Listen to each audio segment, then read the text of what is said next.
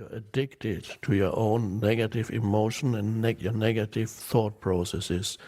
And that at those times you do not want them to end. If anybody suggested to you that it is possible to snap out of it, you would become very angry because you don't want to snap out of it. At that moment, you're addicted to your unhappiness. And this addiction to unhappiness is not uncommon in people. People are addicted to their unhappiness. It's periodically, it may always be in the background, but periodically it comes up very strongly. And every therapist knows that it is not uncommon for the patients or clients or whatever term they use to resist becoming more conscious, because they are so identified with their negative state. It's become part of their sense of self. So you don't want to let go, and there is a perverse pleasure in indulging in that unhappiness. Don't take my unhappiness away from me. I've lived with it for so many years, because who am I without it? Without all the things that I've continued to complain about in my mind, which is part of the unhappy thought structure. Who am I without that? Can't let go of that.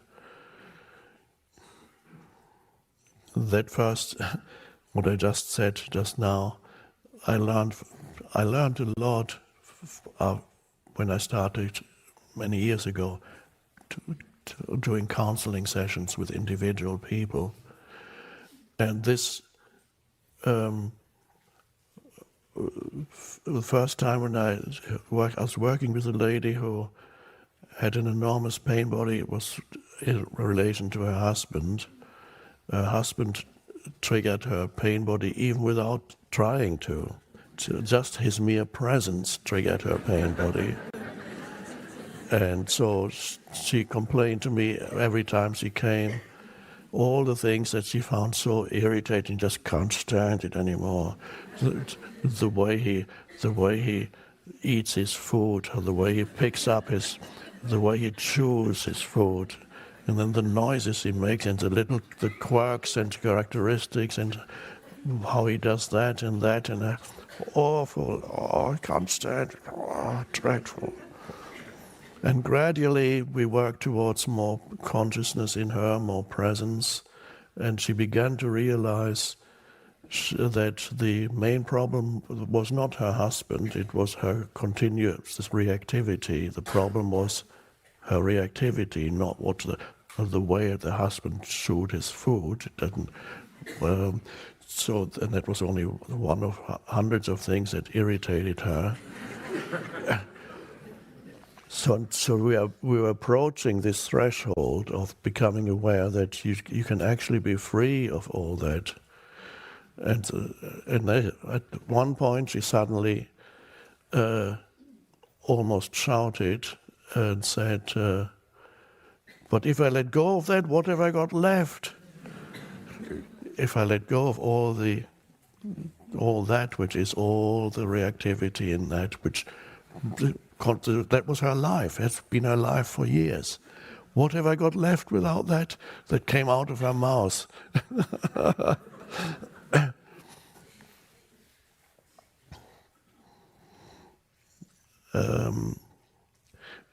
Well, she awakened to some extent, but not completely. She became ill, and then for a while, and then I didn't see her anymore. She made some progress, but I don't believe she became free of that pattern completely, but she made some progress. And she and many others helped me enormously and became a part of this teaching, which would not have happened if I had not spent hundreds of hours listening to the human mind, in addition to, of course, knowing my own mind and recognizing all those patterns in the mind. So the pain body then one could say, is an aspect, but doesn't have to be, it usually is an aspect of the ego. It's the emotional aspect, one of the emotional aspects of the egoic consciousness. As long as it takes you over, you're completely identified with it, then it's part of the ego, very unpleasant, very sinister and dark part of the ego. As long as, however, the key to becoming free of the pain body is to recognize it for what it is when it arises. Always easier to recognize in the other, much easier than in yourself. So you're more likely to recognize it in your partner when it starts than in there. But the more important thing is to recognize it in yourself when the energy field comes and begins to take you over. By recognizing it, you disidentify from it. It cannot take you over totally if you recognize it, because to recognize means there is an awareness there now. You're aware that this is in your energy field. If you're not aware that it's in your energy field, it becomes you. If you're aware, it's still there, but it hasn't taken you over completely. So, and then it is no longer part of the ego. It just exists there as the pain body. Ego means complete identification with it, complete unconsciousness. And that's the same, by the way, with thoughts in your head. Complete identification with thoughts that you have, it means ego. Ego is complete identification with thought. But if you recognize certain thoughts as for what they are, then they're no longer egoic thoughts. As soon as there's an awareness, you're stepping out of ego.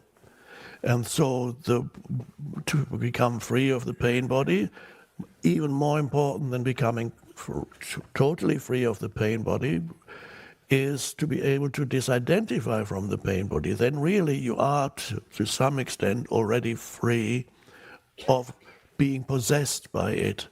So you need... First, you need to recognize it retrospectively perhaps in past relationships.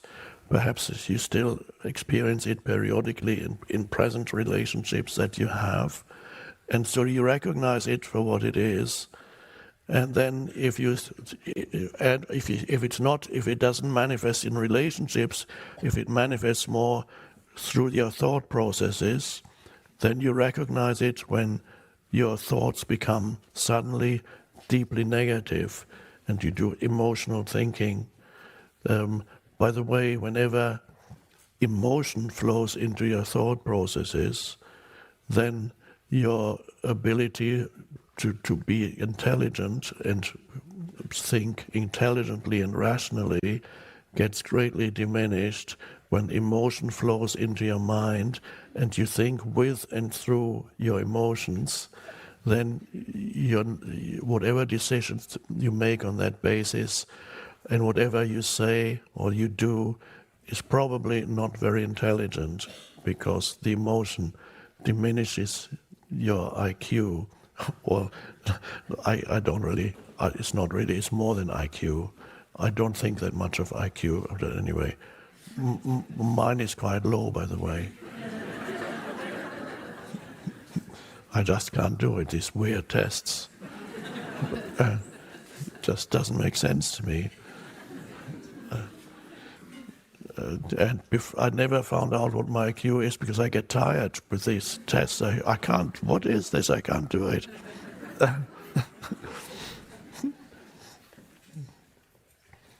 So emotional thinking is unintelligent, very unintelligent thinking, particularly if the emotion is the pain body. Then however you interpret the world in those moments is a total distortion of reality.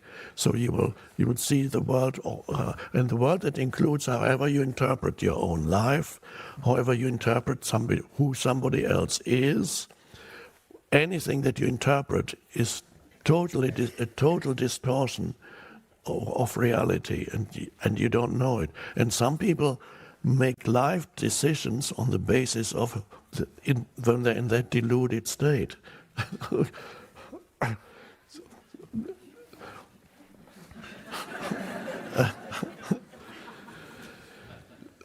So the key is then to recognize it directly as something that is in you. And the emotion is usually felt in your body. The emotion is felt here.